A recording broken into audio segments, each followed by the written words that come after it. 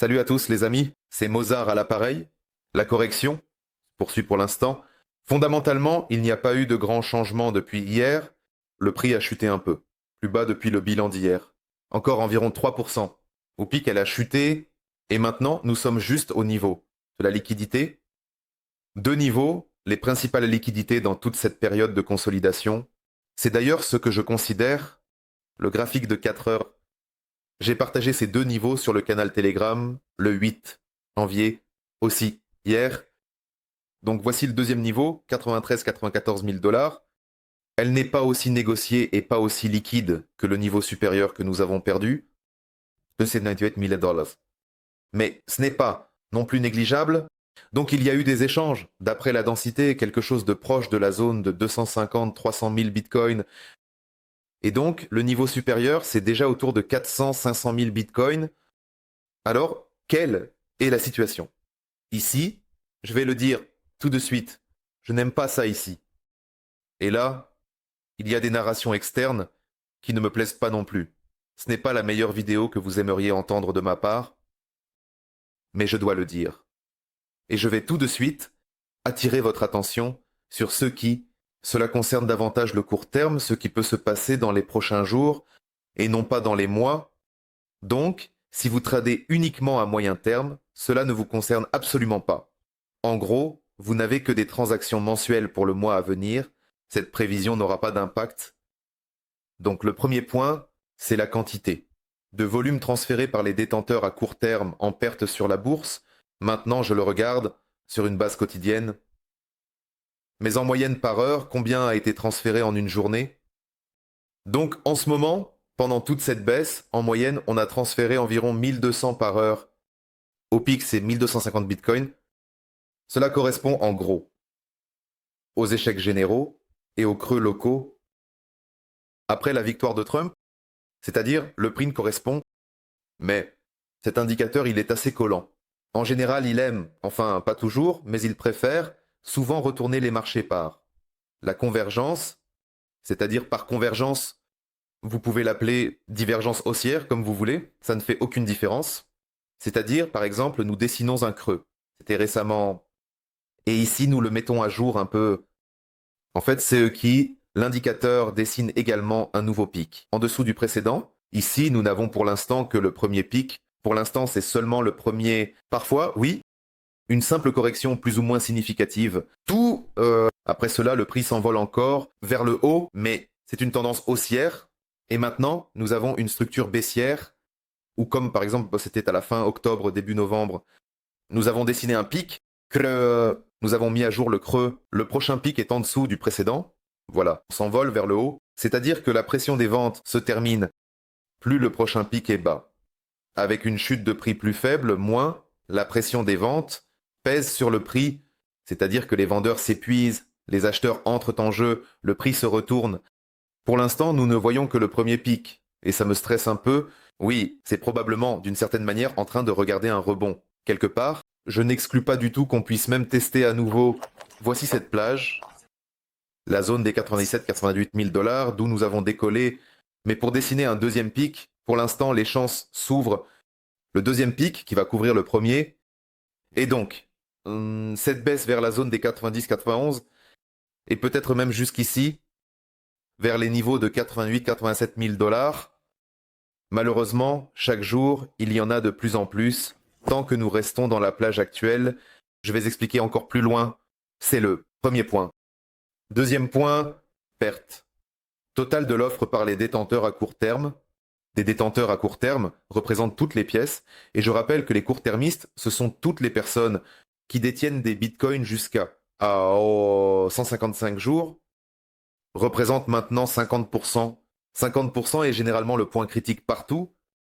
Dans tous les marchés haussiers, du point de vue d'un nouvel effondrement, si ce niveau n'est pas maintenu, et dans les marchés baissiers seulement, au contraire, de haut en bas, du point de vue d'une croissance ultérieure, si les baissiers ne peuvent pas maintenir ce niveau, 50%, c'est-à-dire que récemment nous avons chuté jusqu'à une perte de 57% et maintenant nous y sommes presque revenus. Par exemple, les corrections de janvier. Les corrections maximales de 2024, nous avons testé cette ligne une fois, après quoi nous sommes montés. Nous y arrivons déjà pour la troisième fois. Déjà la troisième fois, et c'est vraiment beaucoup. C'est-à-dire, si nous ne maintenons pas cette ligne, il y a même eu une tentative de la maintenir après l'attaque iranienne. Il y a eu une tentative, mais nous n'avons pas réussi. Nous n'avons pas réussi, nous sommes allés plus bas. Si nous ne la maintenons pas maintenant, ce sera un mauvais signal pour un retour vers des niveaux pour combler les trous à 87-88 000 dollars, quelque part là-bas. La même chose fonctionne et a fonctionné dans les cycles précédents. En principe, eh bien, dans le cycle de 2021, nous n'avons pratiquement jamais atteint ce niveau, à 50% de perte, c'était juste ici. Mais ce n'était pas encore un marché haussier, c'était une période de consolidation, c'était septembre-octobre 2020, donc aussi l'automne. Ensuite, une correction dans cette zone a eu lieu lors de la chute. D'ailleurs, l'émission actuelle ressemble beaucoup. Cette structure, en septembre-octobre 2021, après quoi nous sommes montés. La même chose s'applique à l'année 2017. Ici, nous avons traversé plus profondément, mais nous avons traversé, en général, nous avons traversé cette ligne une seule fois, parce que la volatilité était plus élevée ici. Les trois principales corrections ont eu lieu pendant le cycle de 2016-2017. Et après cela, ici, nous avons déjà fortement traversé, ici, et nous nous sommes retournés vers un marché baissier, c'est-à-dire que maintenant, il y a des limites. Sur cet indicateur, il ne faut pas aller beaucoup plus loin, parce que là, le prochain moment commence à se dessiner. Quels sont les prochains moments? C'est-à-dire que je vous montre souvent ce graphique. C'est le prix moyen d'achat des nouveaux détenteurs de Bitcoin, qui ont acheté leurs pièces dans une fourchette d'une semaine à un mois auparavant. C'est-à-dire qu'actuellement, leur point d'entrée moyen est d'environ 98 000 dollars, à peu près le même niveau maximal de consolidation. Et nous avons essayé de sortir le 6 janvier. Il y a eu une bonne tentative, mais la situation avec ces jolts, avec les risques qui ont fortement augmenté, a entraîné un nouveau bond de l'inflation. Tout cela est retombé, malheureusement, vers le bas. Nous n'avons pas réussi à maintenir le prix, bien que la chance était bonne. Et encore une fois, nous avons chuté, et plus nous restons en bas, plus ces acheteurs ressentent du stress. Ils ont acheté beaucoup ces dernières semaines et commencent à vendre. Ce qu'on peut voir avec ces indicateurs, c'est à quel point ils commencent à transférer activement. C'est une pression supplémentaire sur le marché. Et si la première ligne ne tient pas, la ligne de la cohorte supérieure, alors c'est le soutien de la prochaine cohorte qui entre en jeu. Et ça, c'est déjà de 1 à 3 mois. C'est-à-dire que les personnes plus émotionnellement stables, qui ont un meilleur prix d'achat, peuvent garder leur Bitcoin plus longtemps. C'est-à-dire qu'actuellement, cette ligne se situe autour de 90 000 dollars, à peu près là. Et si nous ne décollons pas tout de suite vers le haut, au moins à 97-98, alors nous allons nous diriger vers cette ligne. Allons-y. Testons au moins ces 90 000 dollars. Cette probabilité est maintenant plus élevée qu'elle ne l'était il y a seulement quelques jours, jusqu'à la sortie des jolts. Là, elle est beaucoup plus haute. Et par exemple, le même janvier 2024, je vais enlever tout ce qui est antérieur à un mois.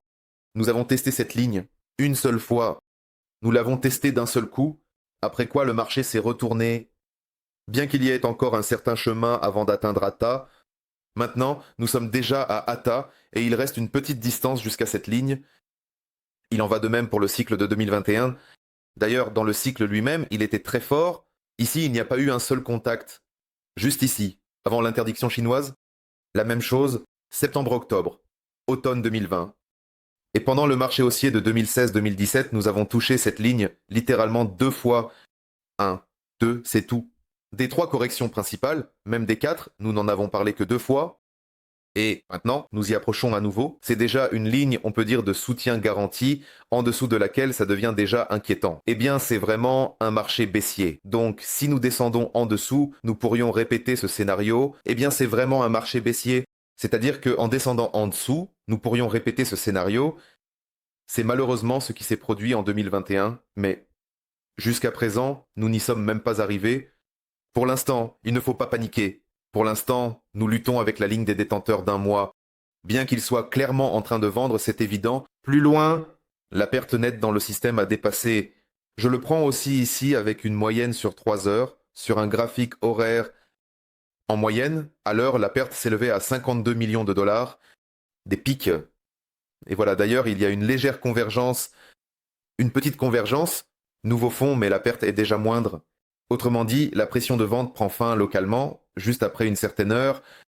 Cela suggère justement qu'il pourrait y avoir un rebond, au moins au niveau de 96-98 000 dollars.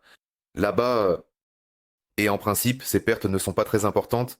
Ils doivent être dans le cadre d'un marché haussier, c'est-à-dire qu'ils existent, mais ils ne franchissent pas certaines limites, c'est-à-dire qu'ils sont là, qu'ils sont là, qu'ils sont là, qu'ils sont là, mais ils ne franchissent pas de limites sérieuses, parce qu'ici c'est déjà un point discutable. Ici, ça ne sent pas le marché haussier. Si nous descendons maintenant fortement en dessous, et sont les bandes de coûts de base, c'est-à-dire que je prends ici le prix d'achat moyen, voilà, à partir de cet indicateur, mais pas pris séparément, catégorie là un mois, une semaine ou un mois, 3 mois ou 3 mois, 6 mois. Je prends tous les court-termistes, c'est-à-dire de 1 heure à 6 mois, donc jusqu'à 155 jours, et donc leur prix d'achat moyen se situe à peu près maintenant au même endroit que le prix d'achat moyen de la cohorte, de 1 à 3 mois un peu plus bas. Si pour cela c'est 90 000, pour ceci c'est 88 000 dollars. La même chose. En 2024, nous avons failli la toucher, mais nous l'avons pratiquement frôlée et nous avons rebondi vers le haut. Mais dès que nous la franchissons en dessous, dès que nous descendons en dessous et que nous restons là pendant un certain temps, surtout comme ici c'était le cas, tout cela, au mieux, menace de rester dans une phase latérale prolongée. Encore une fois, comme nous l'avons eu l'été et tout l'automne, je m'excuse, de l'année dernière, dès que nous franchissons et restons en dessous, c'est-à-dire toucher, rebondir peut-être, c'est vraiment le scénario extrême. Si nous descendons en dessous, là, il y aura une pression venant de toute la cohorte des court-termistes, qui soit dit en passant maintenant, si nous regardons, là, le volume Hatchband est déjà en dessous. 40% de tous les détenteurs de l'offre active de Bitcoin, ils vont exercer une pression très forte sur le marché, essayant au moins de sortir à zéro. Donc il ne faut pas descendre en dessous pour un marché haussier. Dans le marché haussier de 2021, un tel scénario était également complètement exclu. Il y avait une bougie haussière extrêmement forte. C'est exactement la bougie annuelle que je veux dire. Annuelle de 2021. C'est juste que l'automne dernier, nous traînions autour la ligne moyenne d'achat des court-termistes. Eh bien, dans le cycle de l'année 17, oui, nous l'avons aussi franchi. En fait, nous l'avons franchi 2 fois, littéralement, pas même sur des jours. Probablement, nous avons franchi sur les heures, parce que le graphique horaire, et nous avons tiré vers le haut là-bas. Encore une fois, il y avait une autre volatilité, il n'y avait pas autant d'argent sur le marché qu'il y en a maintenant. Là-bas, on pouvait voir des mouvements plus importants, des corrections de 30 à 40%. Pour le Bitcoin était considéré comme normal, de fortes corrections. Quand maintenant c'est 20%, c'est déjà une catastrophe. 15-20%, c'est déjà beaucoup. Maintenant, nous avons chuté. De 10% depuis la publication des Jolt, c'est déjà beaucoup pour une sorte de correction locale. Cela concerne la blockchain ici. J'ai donné quelques mises en garde au total. Ici, nous avons atteint un niveau critique pour les détenteurs à très court terme. Si nous ne le maintenons pas, nous allons descendre vers le prochain niveau qui existe aussi. Il se trouve dans une fourchette, mais je vais prendre en compte tous les sommets et tout le bruit, qui peut être inclus des liquidations. C'est à peu près la fourchette de 86 à 89 000 dollars. Vers là-bas, donc nous allons y aller et essayer de le toucher et de rebondir dessus. C'est donc important à comprendre. Et tous ces indicateurs que je montre, ils sont aussi à la limite. Ils tiennent pour l'instant, mais ce sont les derniers niveaux qui maintiennent le prix. Ici, il faut prendre une décision. Tout de même pour les acheteurs, si nous voulons voir un marché haussier comme ça continuer, il faut sortir soit des prix actuels, soit tomber à 87. Et tirer très rapidement de là, vraiment, très vite. Là, ça va se jouer en heures déjà. Sur le graphique, la même chose, voici le graphique de 4 heures, ce que je n'aime pas ici. Mais c'était une bonne tentative ici de sortir, et la bougie était forte. Vraiment, une bougie très très forte, bonne. Et c'était une tentative, mais nous n'avons pas réussi. Tout a été absorbé par les Jols et nous avons négocié cette moyenne mobile de 200. Nous avons négocié, c'était normal, nous sommes sortis comme cela arrive généralement sur les marchés normaux dans la plupart des cas, mais ils n'ont pas tenu et encore une fois nous sommes passés, et cette fois-ci bien en dessous de ça, de la moyenne mobile de 200. C'est-à-dire ça, je n'aime pas ça. Encore une fois, d'après mon expérience, d'après les statistiques, je peux dire que ce genre de construction fonctionne souvent. C'est-à-dire, soit comme ça, soit elle fonctionne comme ça, d'abord avec ça, puis comme ça, et ensuite, comme ça, c'est plus fréquent. Donc, ce découpage, eh bien, c'est désagréable.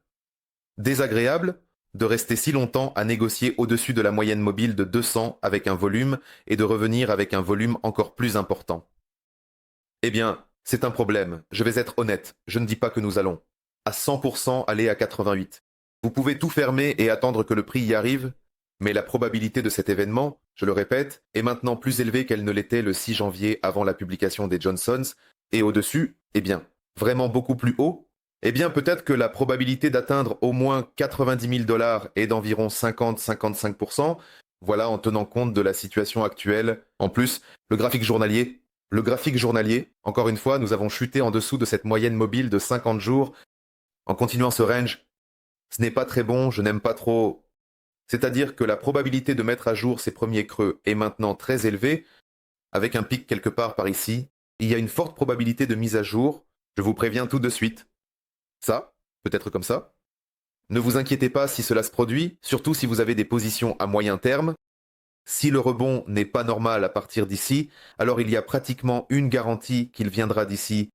Pratiquement avec garantie, eh bien depuis cette zone, c'est ce qui concerne nos graphiques. Voilà un petit moment. C'est aussi, bien sûr, un graphique à long terme.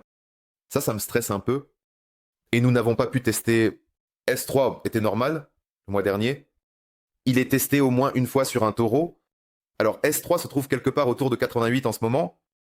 Avant l'inauguration de Trump, mince, il y a vraiment une forte probabilité, je ne peux rien y faire. Sur le graphique, ça a l'air de pouvoir y aller. Gardez cela à l'esprit. Eh bien, toutes les transactions actuelles, les idées, les points d'ajout, d'entrée-sortie, de réduction, je les donne toutes sur le canal Telegram. Donc, pour l'Ether, il y a eu une bonne transaction. Nous sommes sortis avec un profit avant la chute. J'attends un ajustement de la moyenne. De nouvelles transactions vont arriver. Le lien est dans la description. Je ne donne pas ces transactions sur YouTube. Tout ce que je voulais dire, c'est dit. Je nous souhaite à tous bonne chance. C'était Mozart au téléphone. Bonne journée à tous et à bientôt.